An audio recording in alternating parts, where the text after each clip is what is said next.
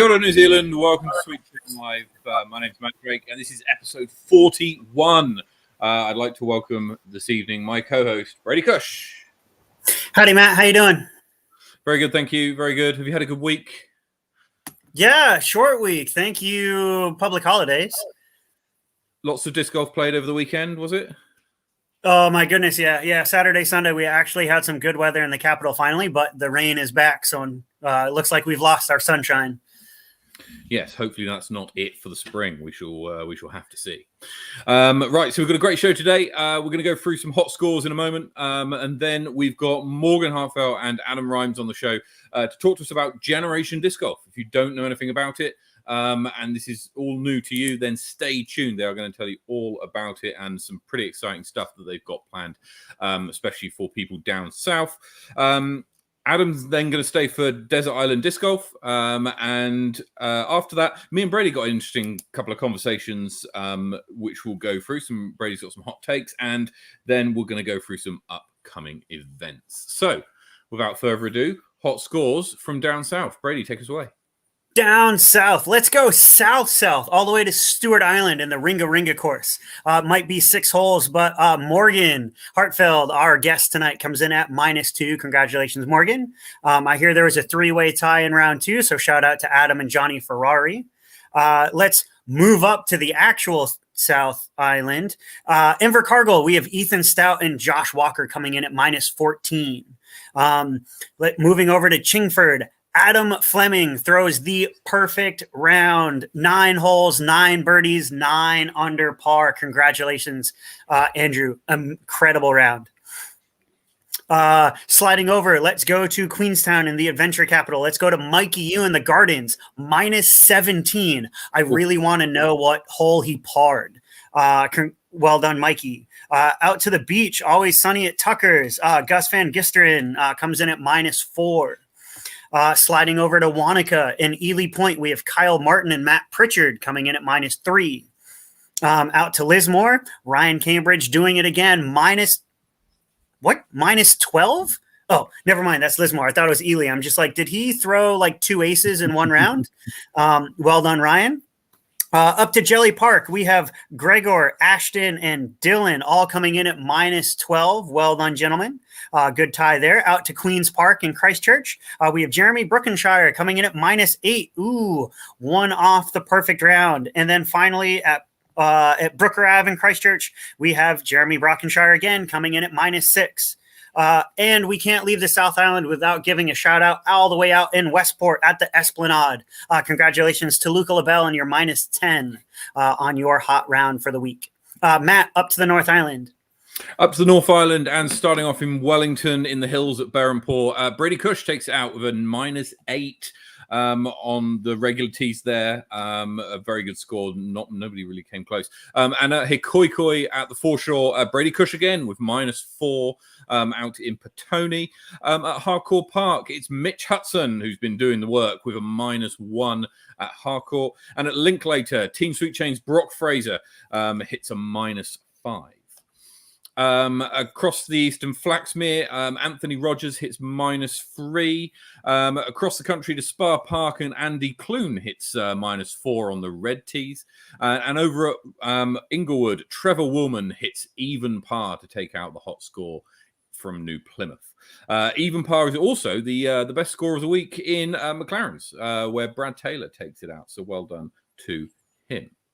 Now, we've had 2 PGA leagues going on any given Monday, which happens every Monday, and happened again this Monday gone.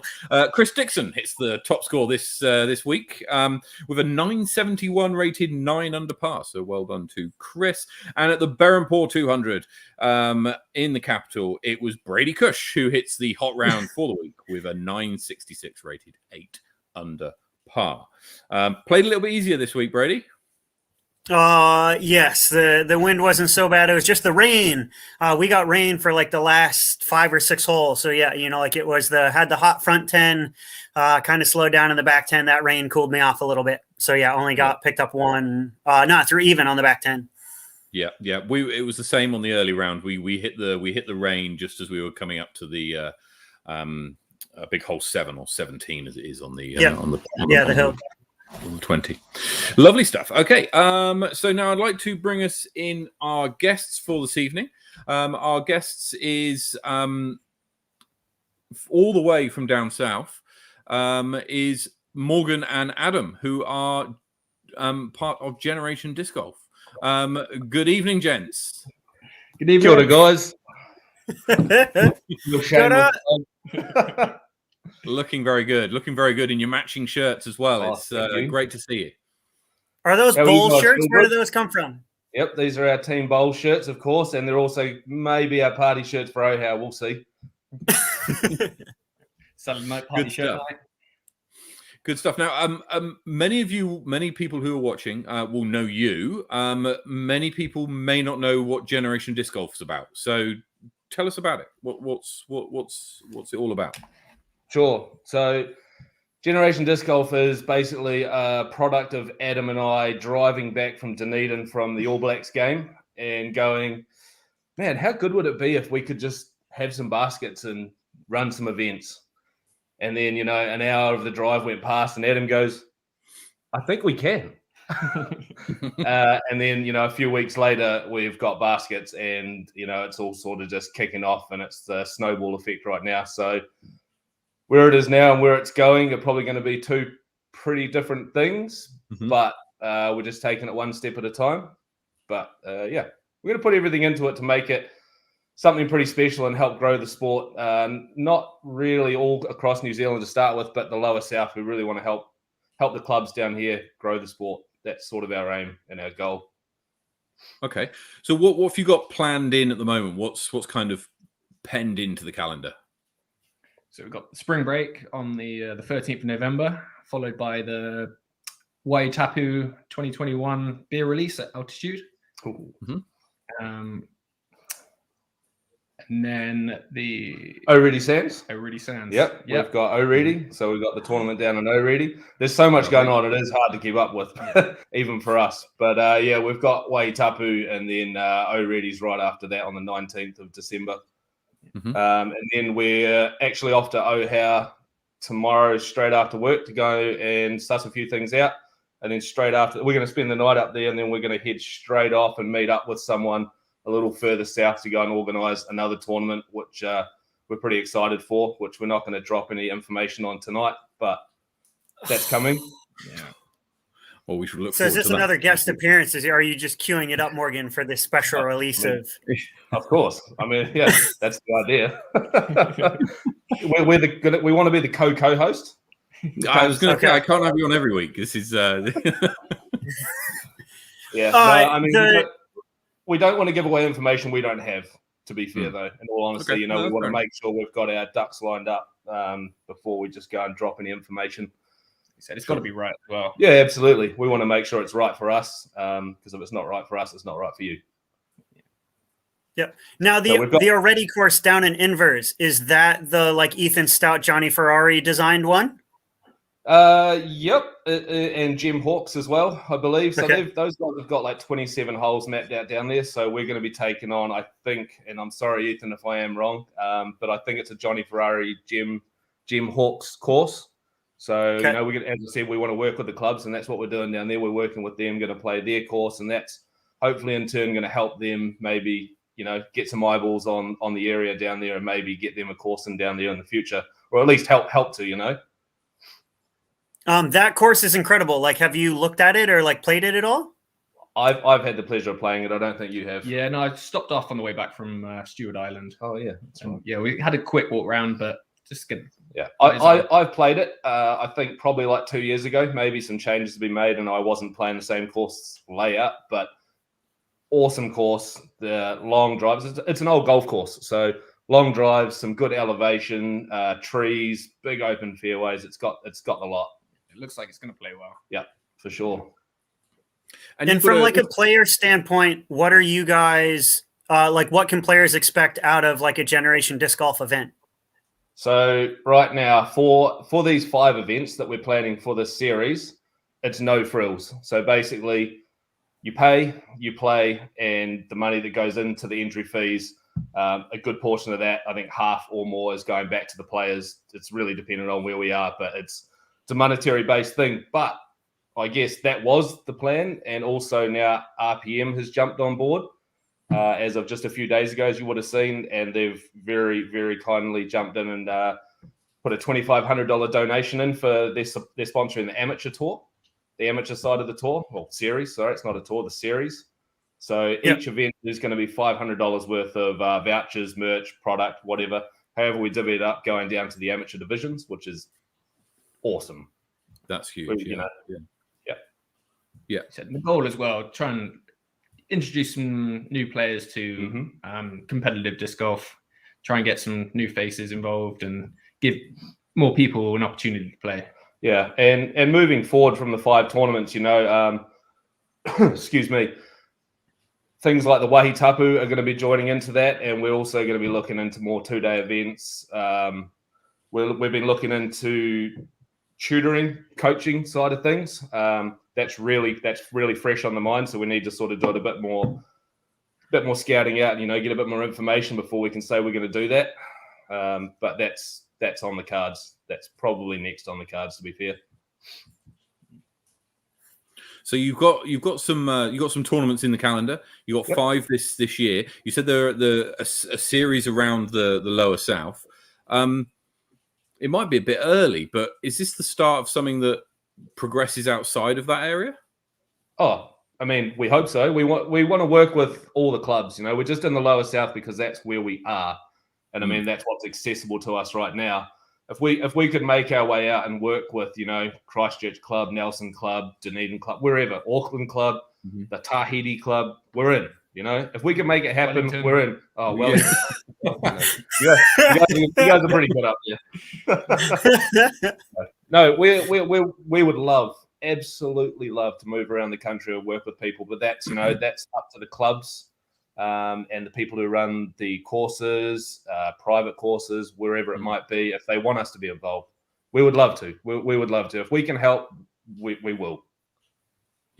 Yeah. Well, if I was a club and I wanted to get in contact with you and Generation Disc Golf, how could I do so? Yep. So all the information right now, we're just working on our website. So right now it's all through Facebook, but all the details are there. Our email, our phone number, you can just hit us up on Facebook as well. Obviously, it's that day and age where it's that easy. So right now it's all through Facebook, Generation Disc Golf, just search that up. But I'm thinking within the next couple of weeks, once we've got through a few big things that we've got on the cards right now, we'll get the website up and going. Adam's been working with squarespace.com to try and get something together. And yeah, that's coming. Good stuff. There's quite a big focus on the junior division, so I've seen. Yeah, there is. And, we would love to, and any of you guys, I can't say how many people are watching, but any of you guys that are down there in the south, let's get these juniors out there. There's an awesome opportunity for someone from the junior division to come and win themselves a sponsorship.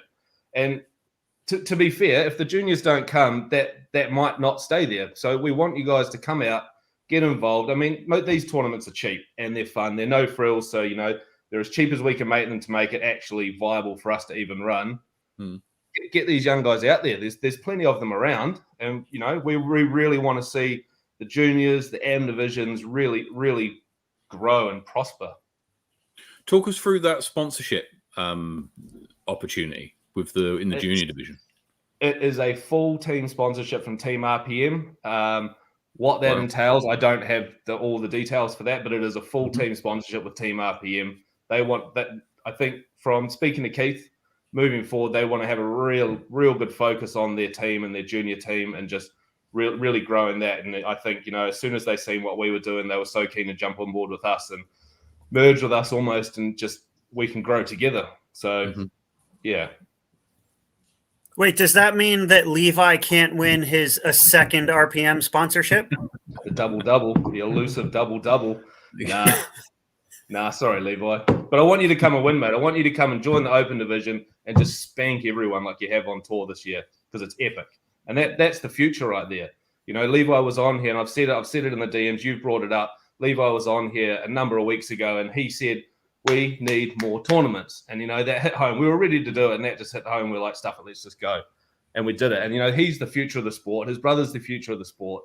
And there's so many more young guns out there, the Sebastian Falconers of of the game in New Zealand. And I'm sorry because I don't know any of the juniors from up north, but I know there's plenty, and they're just ready to just push through into that next platform, and we'd love to help that happen. Yeah, no, totally, and to think that it doesn't take long for a junior player to get to a good standard in New Zealand. And no, not at all. I mean, we can look back a little bit further and look at Ben Wheellake. Ben Wheellake was absolutely smashing people as a young fella. I mean, he is still a young fella, but when he was in his early teens, coming up through the guys that were playing like Hemi and the likes of him, and just sticking with them and then beating them and then beating the whole competition on tour. I remember watching him in the most epic battle I've ever seen against Simon Feasey at There's nationals at Tucker's? No, it was in the North Island, Bethel's Beach. Oh yeah, Bethel's Beach. Yeah, it was nationals that year too. Yeah, that was, and I remember sitting there on the bank watching these guys drive and just going, how do you do that? With that small statured frame, I'm like, how do you do that? And now, he took a little bit of a break and he's come back to it now. And again, he's on the Discmania 1 in 10 with you guys. He's absolutely killing it. And, we just have to look around the world and see what's happening. It's the young fellas. It's all the young fellas, the Kyle Kleins and the likes of that are really coming through and showing their feathers, showing their colors, showing their feathers. So, that's a good question. Is PDGA for Generation Disc Golf? Every single event on the 5-tour series, on the 5-part series, is PDGA sanctioned or Good will work. be. Good work. Yep. Yeah, completely agree with that. That's superb. That's superb. The way forward is the way of the future.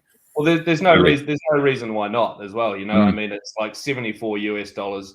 It's nothing. Just build it into your price, get it done, and you keep everyone happy. You keep the AMs happy. You keep the pros happy, and it's a way you can build these juniors and AMs into what they can be in the future. Mm-hmm. So is that there is a pro division?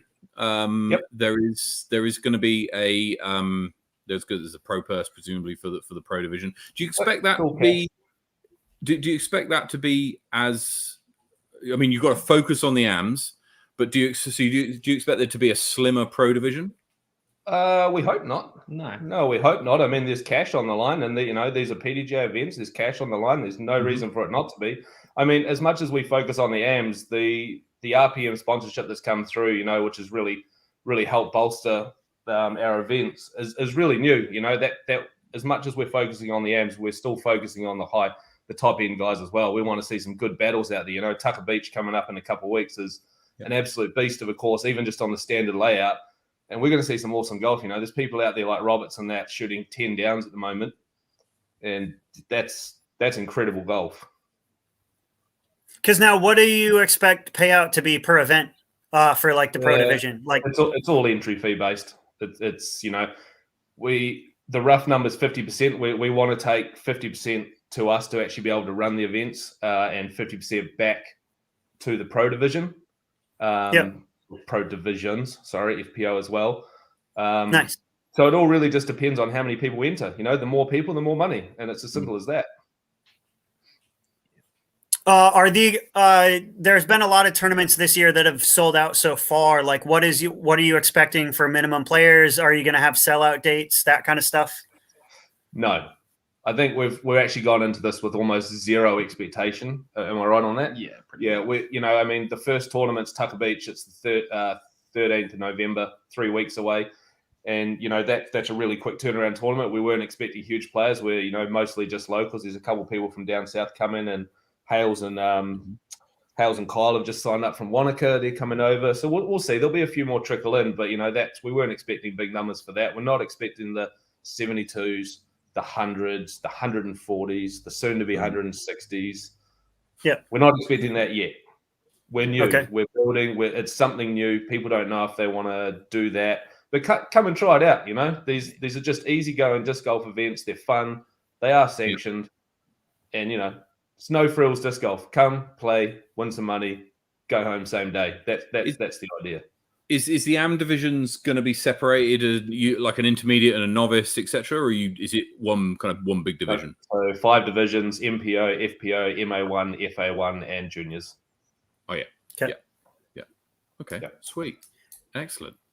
So it sounds like you've got quite a lot of work on then between this, Waitapu. Plenty. Do you want to hear about some more work? Yeah, go for it. Oh, I've got some more holes to dig, lady. You can come help me. For those of you in the chat that don't know, me and Adam were just over at my house with a couple others digging holes for the last 4 hours. Hey, yeah, I was going to say, I was wondering, I bet you, how's the house coming? Yeah. No, Waitapu news, OHA news. Yep. Please. It's going to be a permanent course. Yes, it is. Whoa, what? Yeah, we're installing the course, hopefully pre the tournament. Yep. And it's going to be there for everyone to play year round. Yep. Fantastic. Well, a slightly altered version, but the Lake OHA disc golf course is coming. I want to see the chat right now. Yeah. It is coming. And as Adam said, Heard it it'll here be first. Cheers, bro. Good stuff. That's As great. Adam said, we're installing the course. It's our first course install for Generation Disc Golf, so that's pretty exciting. Baskets have been ordered, paid for, ordered. They're on the way. As I said earlier, we're headed up to OHA tomorrow night to go and mark out some tee pads. That's before our other mission on Saturday. But obviously, being so far away, it's a little bit of a mission, but we're making it happen. You know, any spare minute we've got to do something, we're doing something. So, past couple of weeks have been pretty non-stop. yeah, they have. Yeah. Wow. Well, Dude, that's congratulations. That's amazing news, guys. Great stuff. Thanks, yeah, man, we've been working on it for a couple of years, you know, and we've been working on it for a couple of years. And I think, to be honest, if the fire hadn't happened up in Lake OHA or Lake Oho, then we probably would have already had it happen. But, you know, tough times, COVID, it is what it is. We get in there. Yeah. The owners, Mike and Louise, were like, all right, so what do we have to do for this course? We give them, and he goes, all right, I want it done very soon. We're like, how soon? He goes, before the tournament. So basically, you'll be able to play the tournament and keep playing the course straight after we're done. fantastic. If all goes to plan, which at the moment it's bang on schedule. Woo. Good stuff. So that means we've got to add another stop on our hot score rounds. There you go. For the, Goodness. You'll probably see Calvin Furman. Calvin Furman will probably start popping up on that course, on those course records soon. I was going to say, we're going to have Yeah. They're in Twizel, right? He's in O'Merriman now. Oh, is he? Oh, okay. Yeah. He's shifted down the road. He's still working in Twizel, though. He's up and down. He's probably actually going to have a bit of a hand and a bit of a part in the course setup. So we're working with him right now to get some things done. So, Excellent. Awesome. So, Good stuff, guys. so Thank you've got so your first event's in just over 2 weeks' time in Tucker Beach. If people want to get involved, then they need to what do they need to do? Get in contact with you? Nope. www.discgolfscene or dgscene.com/spring break. God, that seems difficult. Just go to Facebook, go to Generation Disc Golf, and find the link there. Yeah. Okay. It sounds way harder when you read it out loud. Sign up, get involved. It's the week before Fault Line. We'll have a preview of it before the week, and we'll be going through all the results the week after it's happened as well. So very much looking forward to that. I've just sorry to interrupt. I've just had a message from my good mate Iran, and he's just confirmed to me that we're going to have the necklaces that are going to show up pretty soon for our Discmate baskets to improve those a little bit more for catching discs. So that's okay. just come through. So Ooh. that's awesome. Well, There you go. More breaking news. That is good. Yes. If you can make a Discmate catch a disc better, that's always going to be good. That would be amazing. Send them our way. I love a Discmate. You know, all the baskets have different attributes. They all catch differently. You just got to play to however the course is, and everyone's the same. So if you're out there complaining, stop it. No. Indeed. Okay, so Morgan, you've been on the show before, and you've done Desert Island Disc Golf. So you're gonna have to sit out for this one. Adam, you haven't, and so you've got some discs around with you.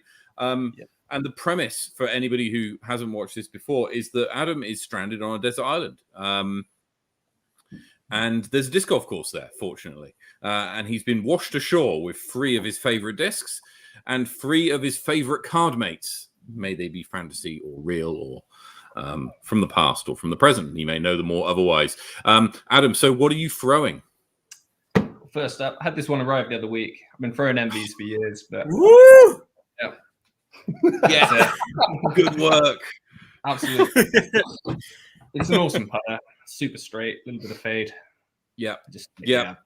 Couldn't imagine. And occasionally you can occasionally hit a 240-foot Anheuser for the World Championship, right? As well. So that's the shot's always good. Yeah, indeed. Occasionally, yeah. Yeah. Good stuff. Excellent. What else you got? Mid-range, Eclipse Reactor. Oh, It's nice. kind of, yeah. MVP. slightly stable. Yeah.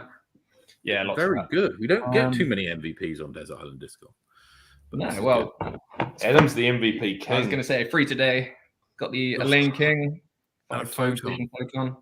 And so the fission, for people who don't know, is the lightweight MVP plastic, and similar to Blizzard or Yeah, wow. So the inside's the lightweight plastic. yes, and the outside- inside is the rim is regular. So what I found with the fission plastic is that the flight plate, the top part, can sometimes feel like it's not really there. Can you show us on that photon like how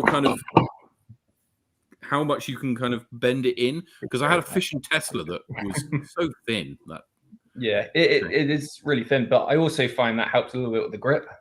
yeah. So a photon, what's that going to do for you? Straight to stable. I mean, this one's pretty new. I've lost 2 previously. I've got one that's really beaten up. They beat in pretty quickly, but it's kind of straight, bit of a flip up, and then sort of like a gradual fade. Yeah. Kind of a bit similar to a Wraith, I'd imagine. Yeah. Okay, good stuff. I love the MVP line.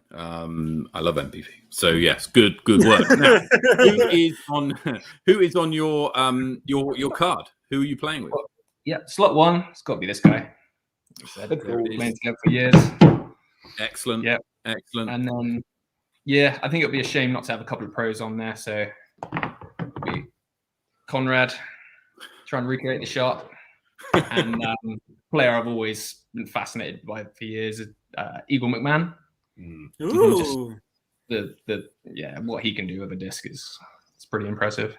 You've got the same massive wingspan like him as well. You could reach 100 feet, surely. Yeah, perhaps you could recreate not what he did the other week. Of course, you don't want to put your shoulder up, but it would be incredibly fun, I'd imagine. So yeah, excellent. Thank you very much. Now we're going to move on to our quick fire round. So the quick fire round works as follows. There's 9 questions, which are the family-friendly front 9. Which are easy. They're the same questions for everyone every week. And then there's the Safari back 9, which are different every week and a little bit tougher, perhaps. There's no right or wrong answers to the back 9. So we'll kick off. Adam, are you ready? Ready. What's your name? Adam. Where were you born? Burnham-on-Sea. Where do you live? Queenstown. What's your PDGA number? 102994. How many years have you been playing? 4. Favorite disc? MV. Favorite course? McLaren Falls. Favorite NPO player? Eagle McMahon. Favorite FPO player? Paige Pierce. Good work. Brady, take us through the back. Time for the back 9. Hole 10, player or TD? Player. Double IPA or hazy IPA? Double. Ooh. Cadrona or Remarkables? Remarkables. Stewart Island or Ulva Island? Stewart Island. Fish and chips or bangers and mash? Fish and chips. Volkswagen or Mitsubishi?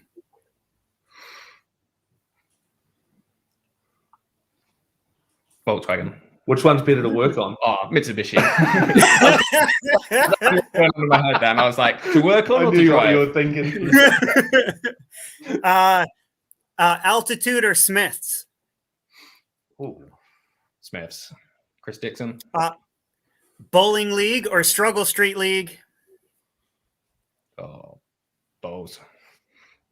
And final question, Morgan or Sophie? Morgan. Sophie. There you go. That is your back nine. Thank you, Adam. Thank you for Awesome. participating. Thanks for doing Desert Island Disc Golf with us. And thank you so much for coming on and telling us all about Generation Disc Golf. I'm very much looking forward to all of the events that are coming up. We'll have previews of them and results from all of them. So stay tuned for that in future episodes. Guys, just once more, where do people go if they want more information? Right now, head to Facebook and just search Generation Disc Golf. And Fantastic. Everything's there. Fantastic. You're doing some great stuff down south, and I really look forward to the Generation Disc Golf series making its way to Wellington. Perfect. Yeah, good stuff. Thank you very much, guys. It's all good. We're gonna put a lot of effort into what we're doing. We already are, but we're just gonna keep going, keep pushing forward, and we'll see where it goes. It's a really open plan, and we hope to do some pretty cool things in the future. Just one last thing before we go. I just wanted to show off one of the trophies from the Waitapu. This is the new one, the new FPO trophy. So if any of you lovely ladies in the FA1 category fancy stepping up and taking on Master Hales, love to see that. Liam has unfortunately had to pull out due to injury. So yeah, let's see you step up and take on the champ. That looks lovely. That looks great. Excellent. Thank you once again for coming on. Very best of luck with Generation Disc Golf and all of the events and the hard work that you've got upcoming. We look forward to seeing what happens. Cheers, guys. Have a good one. Yeah. Thank you very much. Yeah. Cheers, guys. All good. Cheers. Yeah. Bye.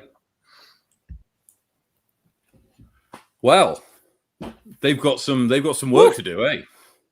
Yeah. It's running a league is one thing. Running a bunch of like PDGA 2-round events, that's gonna be some hard work for them. Yeah, it's going to be really good. But actually, that brings us into something that we wanted to talk about tonight, which was about being a TD and running events and running a league and stuff. So you've been a TD before for many years and have run many events, and you currently run a league. I've been a assistant TD for a PDGA sanctioned event, and also I run a ladies league in the Tuesday evenings here in Wellington, and a monthly casual event, which are both unsanctioned and very much casual. But my first PDGA league that I'm running starts next week in Wellington on Wednesday. Wednesday nights. In Wednesday night spring league. So and that's something I just wanted to we just wanted to sort of kick around. Is I wanted to kind of go through with you, Brady, and just check that I've got everything kind of in, like, ready to go. Well, yeah. Like, what have you prepped so far? Like, how are you feeling about it? What? Yeah. So, what's your list? We're fairly fortunate in that the course is a permanent course. It's at Harteveld Park. We're going to be playing off the regular tees, so I don't need to do any kind of setups of tee pads or anything like that. It's all there. Yep. It should be fair. The park should be fairly quiet at that time of day. We're playing at 6:30 on a Tuesday night. So when we get closer to Wednesday night? Wednesday night, you're right. When we get closer to the summer, that might change, and there may be more people using the park in the evenings. But so the course I think is fairly kind of set up and there. We've advertised the league, and we've got people and a few players involved already, and I expect more will join in as we go along. I've set up the PDGA event on the PGA thing, and paid the fee, got the sanctioning, and there's players registered, and I think I've figured out the tournament manager kind of thing, because PDGA they help you to a degree with the administration of the tournament. Hey, it's not just, you don't need to know how to use UDisc intimately in order to be able to do it. It's all done through PDGA Live, right? Yep. Well, and it's like, and have you entered players yet? I have, yeah. So And have you I entered don't. like the course layout and stuff as well? I've used the layout that's already in the PDGA database because Hardcore Park's been used for PDGA events before, and so I've used that layout that's in there and set. Well, I mean, all the pars are par free, so it's not too complex in that regard. So now I'm just looking forward to next Wednesday, which is going to be our first event, and we're gonna, because the light might get a bit dark. Towards the end of the round, we're going to be running in cards of 3 to start off with, to try and speed up play and try and make sure that we get round in time. As we move closer to the end of the league, then we'll probably stretch that out. But yeah, we should be okay light-wise, I think. And will you be doing a shotgun start, or will you be doing like kind of tee times and staggered? No, it'll be shotgun. It'll be shotgun because of the light, largely. I know pretty much where we're gonna meet, and I've got a few things to cover off on the kind of not captain's meeting, back to older days, players meeting, to where we'll go through sort of standard kind of stuff prior to the tournament.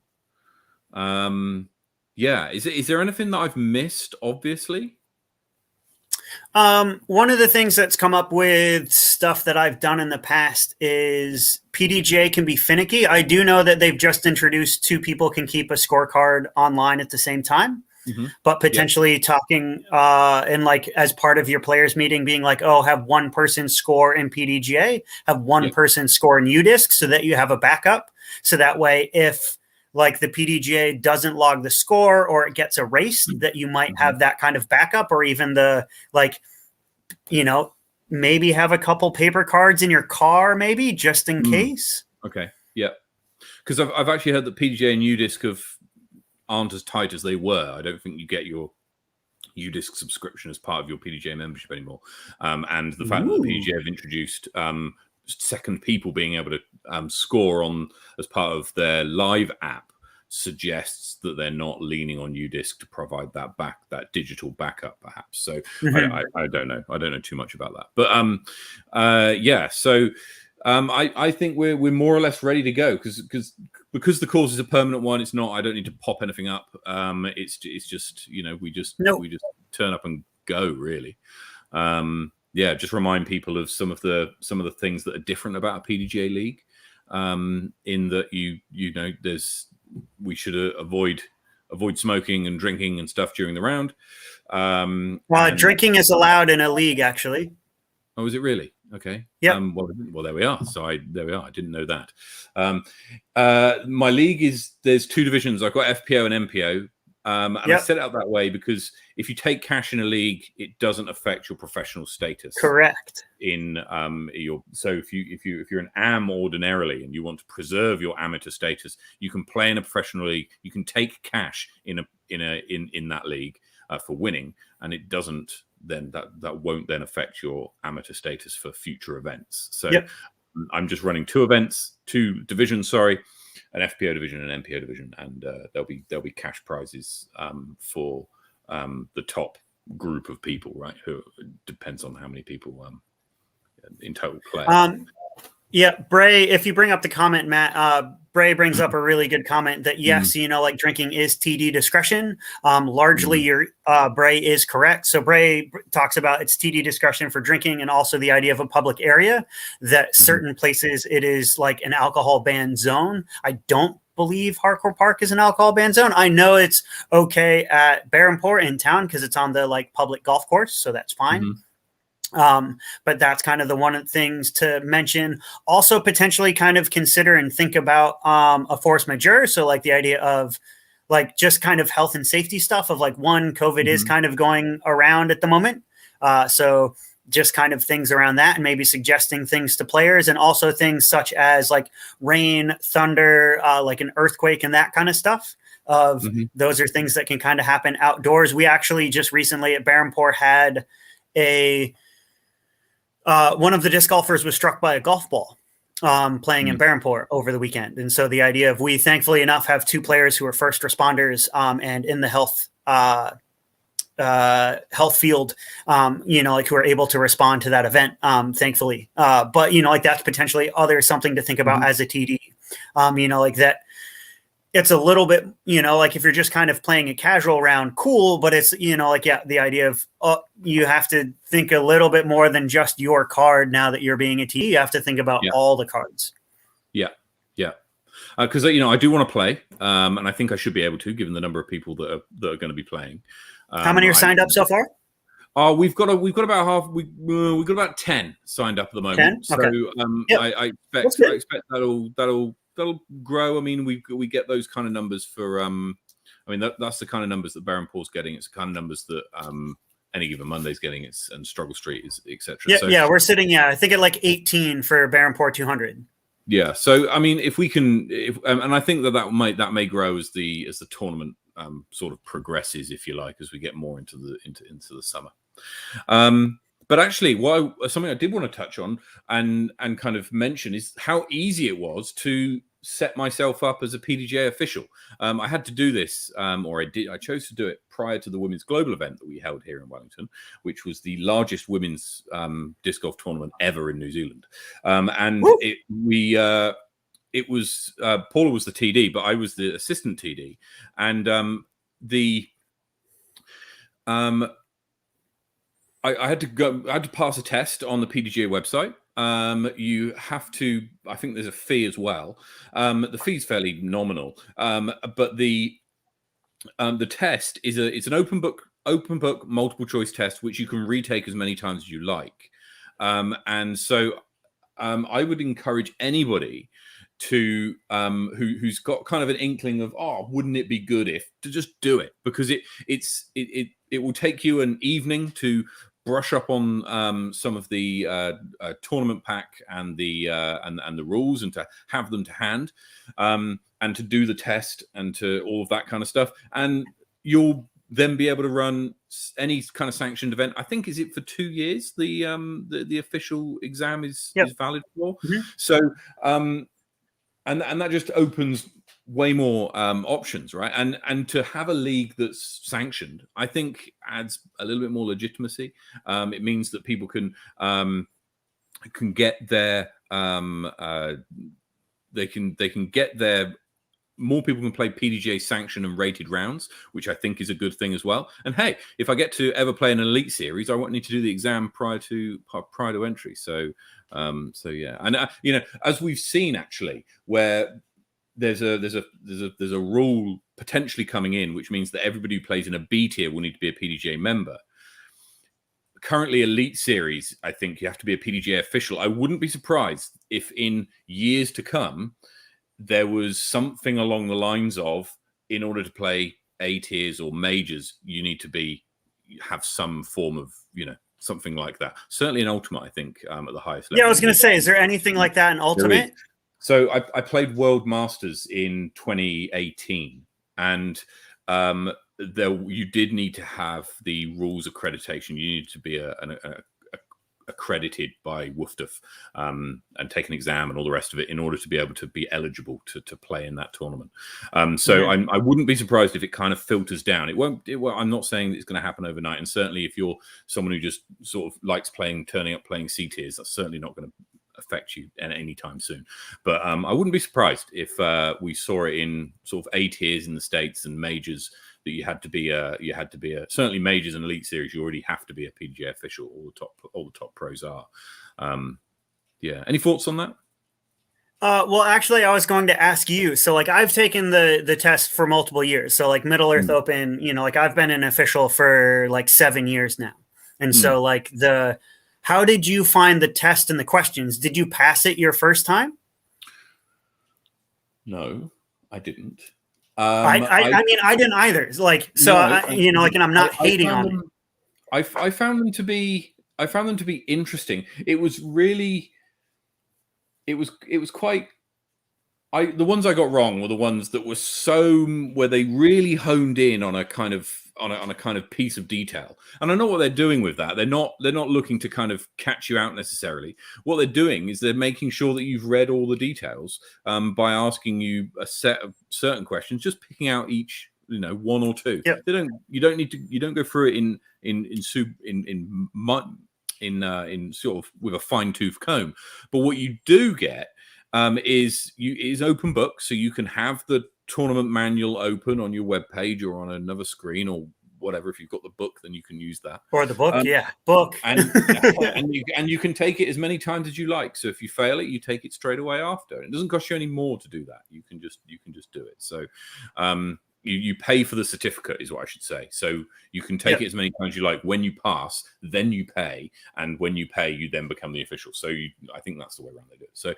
So I would encourage anybody who isn't an official to become an official, because you never know when your local tournament director or person who's organizing tournaments says, "Hey, could really do with a hand here," and then you're available to co-TD or to assistant TD. Also gives you a nice insight into some of the rules of the game and the competition manual, which is always a good idea to keep on top of and to be knowledgeable of. Yep, I was going to say, first thing I want to say, anyone who's listening or watching, if you are a PDJ official, please comment below. Put in the comment section, "I'm an official." Shout out to all the officials out there. Kudos to you for doing it. Matt and I are both officials. We'd love to kind of grow that community. So yeah, leave a comment below if you are an official. And then also the idea of, as much as the rules are great to read, especially if you're going to take the test, make sure you read the frequently asked questions. So I found that section way more helpful than the rules themselves, because you kind of go through and it's oh, well, if this happens or if that happens, and they give you these little scenarios, and that's kind of what the questions are almost based on when you're taking the test. So, the idea of reading those gives you a great kind of insight to scenarios. Trust me, I've been a TD. I've dealt with some of arguably the biggest issues that have hit New Zealand, and a lot of them really shouldn't have happened. If you've read the rule book basically and read the frequently asked questions, a lot of the stuff is really kind of common sense. The idea of something as simple as throwing a provisional. By throwing a provisional, you then go to the TD or the official after your round and say, what is the ruling in this case? Do I take the provisional? Do I take it from where it lied? Mm-hmm. And, the official can sort that out, now that kind of photos have gone by the wayside. And so the idea of, if there's more officials, the idea of you're supposed to come to a consensus on the card in a lot of rulings, where did it go out of bounds? Is this out of bounds? Is this a Mando? Did it pass the Mando? In that idea of, it's card consensus first. If the card can't come to a consensus, then bring it to the TD or the rules official for the tournament. And so the idea of, if you have more people, Ultimate is a great example. Ultimate is self-officiating, just like disc golf is. And so that idea of, if we had more officials and more people who are up to date with the rules, the idea of, it's just more... not only is it a more professional look, just like being a professional league, but the idea of, it's great, kind of teaching new players that, there is etiquette, that we are a golf sport, the idea that there is honor and etiquette and a certain way of doing things, there are rules and regulations of our sport. And it's always good to know those, so that, one, you know them for yourself. Two, you know them if you're participating in a PDJ event, but also that you can pass that knowledge down to the next generation of disc golfers and to the friends that you're playing with. Yeah, and I would say that, on the ultimate subject, it applies to disc golf as well. It's based on a strong spirit of the game. The idea that everybody's going to play with a degree of honesty and integrity to upkeep the game and make sure that it's played fairly. And I would argue, if you're not aware of the rules, or you don't know what the rules are, how are you able to ensure that the game is played fairly? And becoming an official is a way of proving that.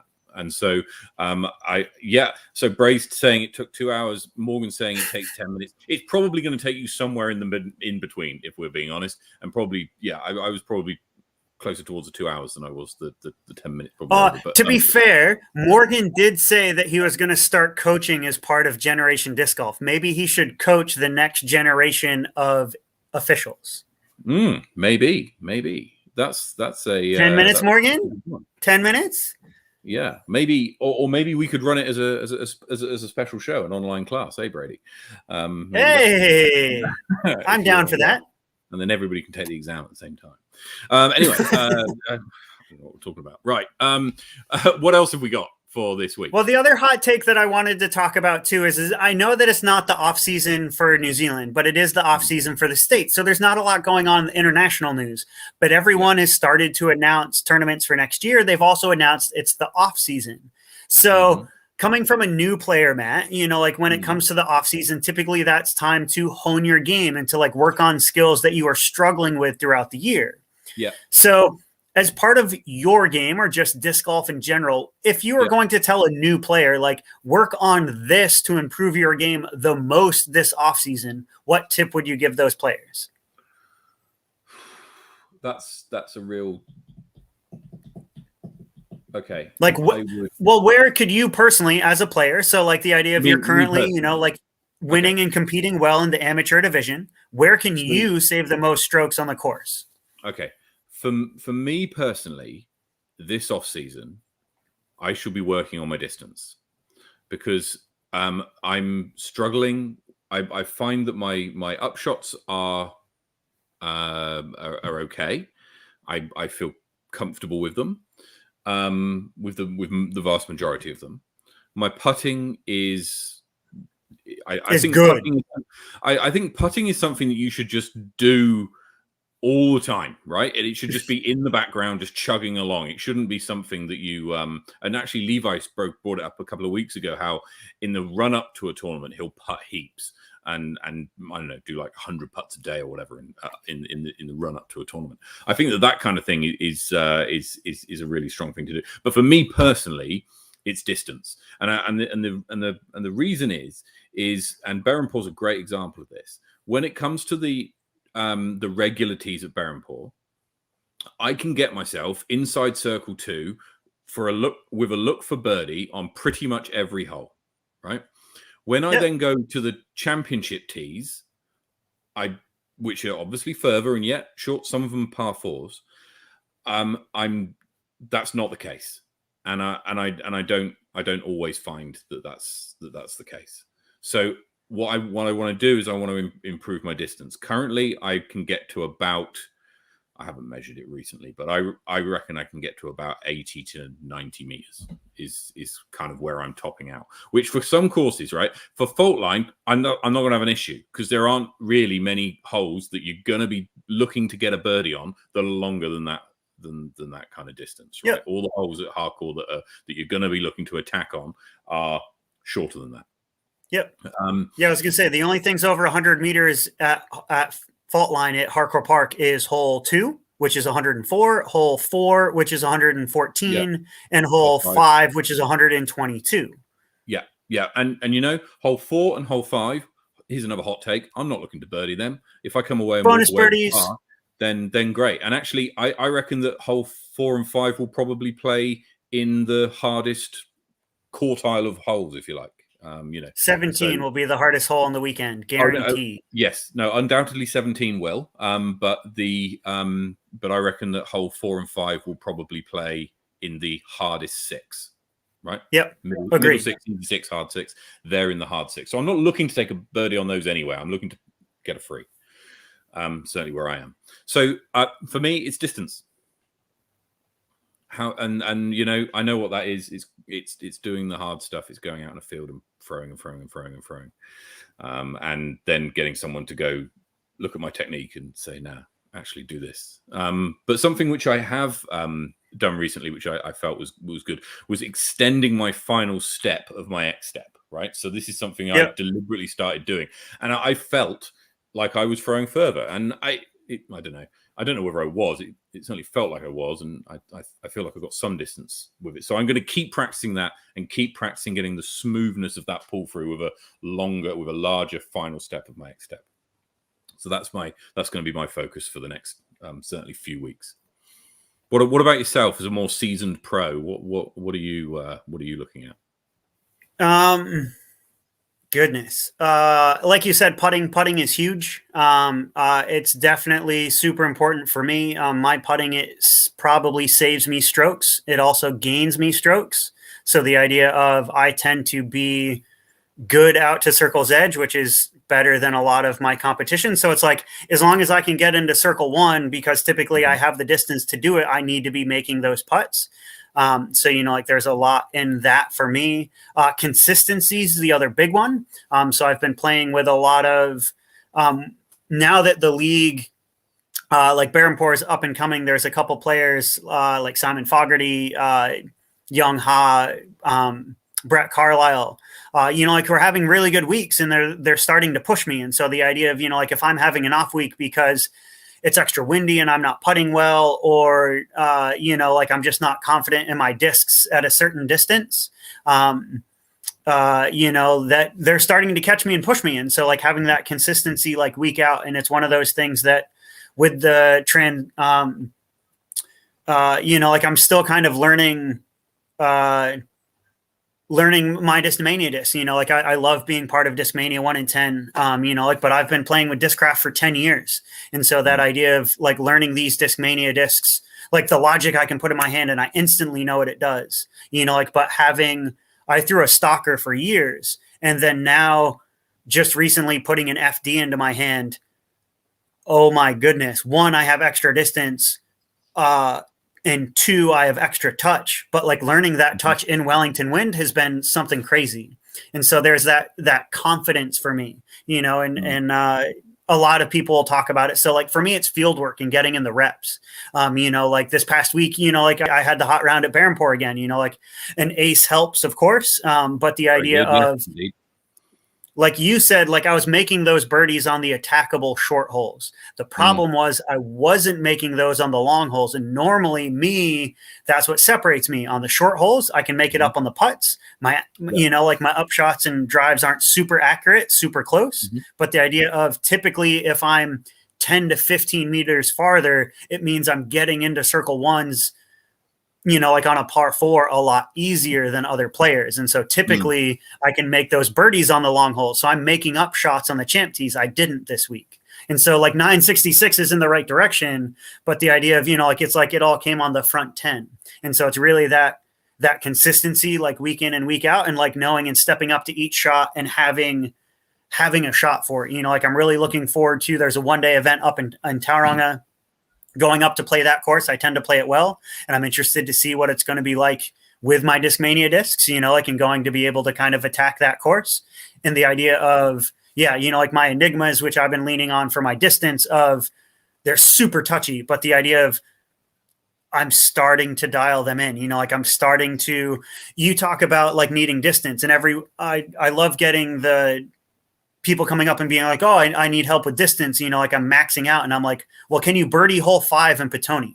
Hole 5 is a wide open 125 meter hole. There should be no reason if you have 120 to 130 meters of distance, you shouldn't be able to birdie that hole. And so that idea of, I've seen you start to push out to the 100 meters and start to get into circle 2. And so it's that idea of, okay, like let's start to attack that kind of stuff. And Tauranga will be a good example of that. Match play in Inglewood will be a good example of that.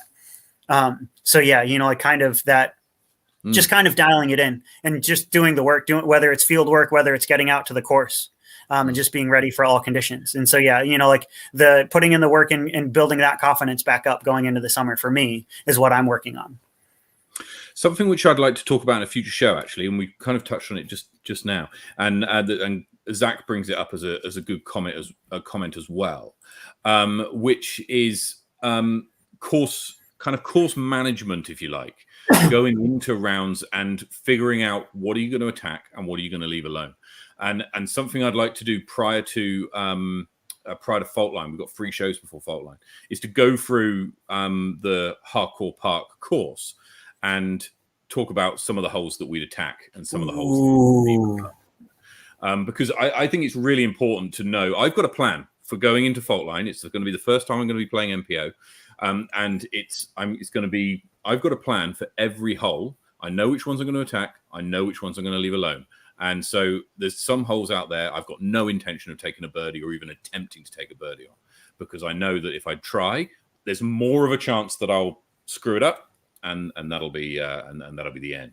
And I'd rather play clean with a couple of birdies than have a card that looks like a pack of Skittles, quite frankly. So that's what the Pack of Skittles. That's what I'm going for. Whether I achieve it or not, we shall see. But certainly one of the shows before Fault Line will do that, and we'll go through and I think that's really great, and I think that's a lot of the coaching that I've done in the past, especially with Ladies League, is just that.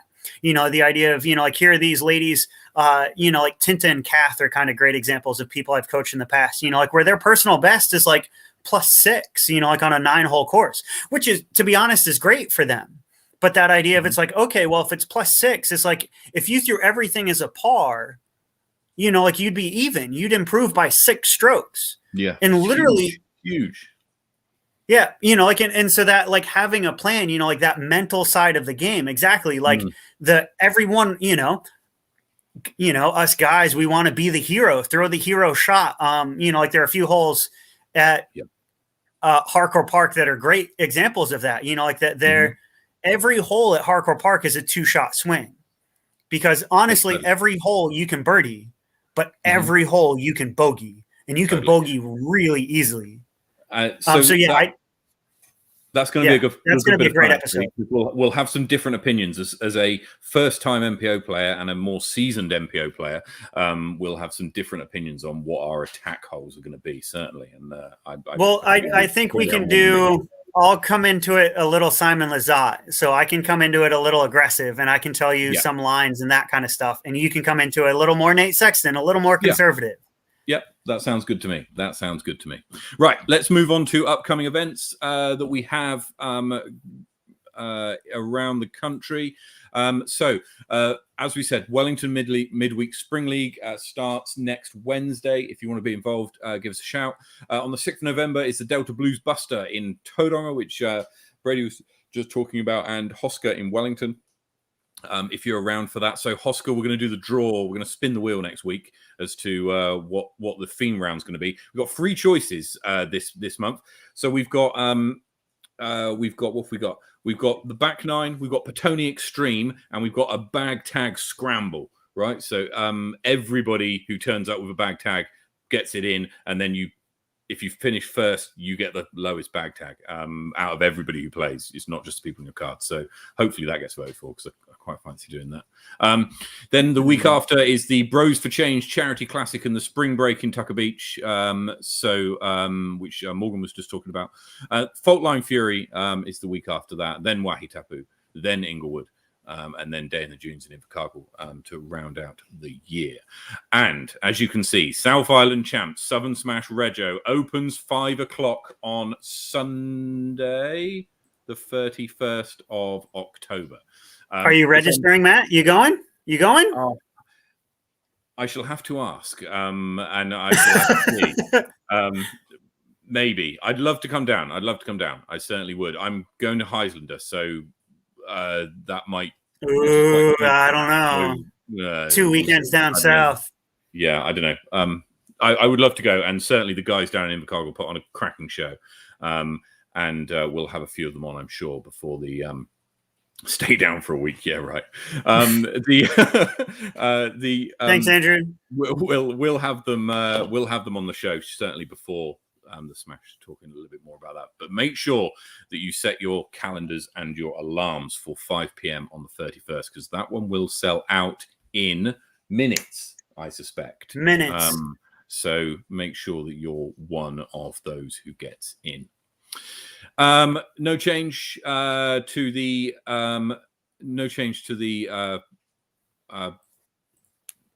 rankings this week. The next change will be Fault Line, and we'll have some updated predictions, and me and Brady will be doing our picks the week before Fault Line, when we've got a clear idea of everybody who's entering, given restrictions, etc. Excellent. That's a bit close. Brady, thank you so much for joining us tonight. We got some disc golf going on over the weekend. Yep, yeah, it'll be Baronport 200 again this weekend. Lovely. And very best of luck to everybody who's playing this weekend. Enjoy. Stay safe if you have any violent weather conditions like we seem to be having in Wellington. And otherwise, have a good one, and we'll see you next week. Cheers. Peace.